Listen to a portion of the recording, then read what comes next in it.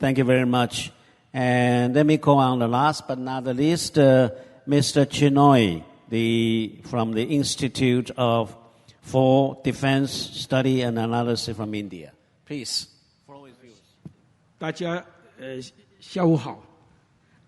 我是印度国防研究分析院院长，叫齐战。这是我第一次到台湾来。上午听到了很多这个说者介绍台湾的成就，给我们大家留了很深刻的印象。我的名字叫齐战，很有意义的。象征着齐就是象征着团结起来的这个意思。说到战呢，如果我们能够建造一个有民族自由的、不容许以大欺小、以强凌弱的世界呢，那多么好啊！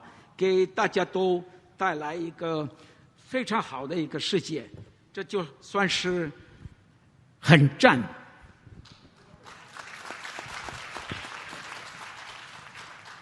Let me come to the 3 points that I want to make in brief. The first is about revitalizing. As you know, the topic that we have chosen today is extremely appropriate. 这个今天圆桌这个题目是非常恰当的。振兴再定位有重启连结。在第3个场次不容易说什么新的话，不过我尽可能的努力吧。Under revitalizing, I would like to say that the global economy has contracted by 3.3% in 2020. Trade, FDI, and supply chains are in distress. But India is growing at 7.5%. It's the fastest economy in the world. It received $84 billion worth of investments in the last year. In healthcare, while the world was reeling, it is India that overcame the pandemic, provided 2 billion doses to its population in 18 months, and also provided a great deal of help to 101 countries around the world. Democracy, there have been attempts to malign democracy, but these have clearly failed. Regional cooperation is on the rise. Multilateralism has weakened due to major power confrontation. Trade, technology, territory, and tenets are all under distress. Regional cooperation seems to be the way forward, the preferred way forward. And here is where Taiwan's new southbound policy and India's neighborhood first policy with an extended neighborhood can actually come together. Under reorientation, I would like to say that globalization is reorienting considerably. There is emphasis on reducing dependence on one geography for critical infrastructure, for critical supply chains. Redirecting trade and investment to new destinations is a priority. Decoupling is not easy, but many of us would want a kind of China plus policy. There's greater scrutiny of inbound and outbound FDI. Alternatives for infrastructure and connectivity abound now.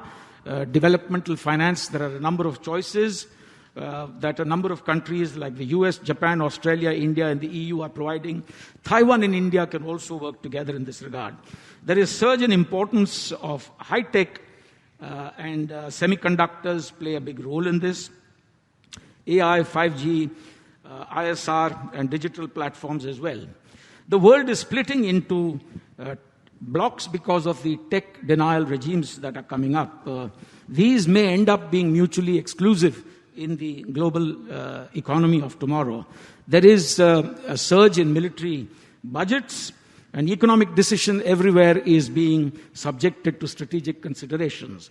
As far as reconnecting is concerned, here is our chance to strengthen multilateralism, but to do that we will have to reform the United Nations, especially its Security Council, to make it more representative and democratic.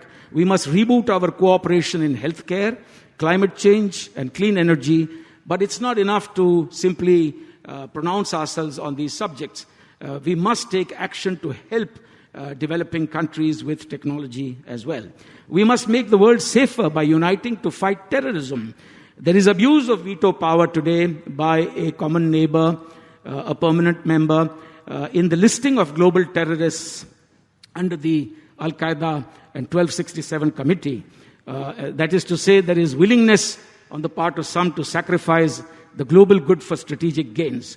We must also address shortages in food, fuel, and fertilizers, and reconnect through the Indo-Pacific. The Asia-Pacific is clearly a thing of the past. It had its utility in the 50 years, the second half of the 20th century. But the future for India and Japan is to work together in the context of the broader Indo-Pacific. And the world needs not just money and investments and technology. It needs a moral compass. It needs a new value system.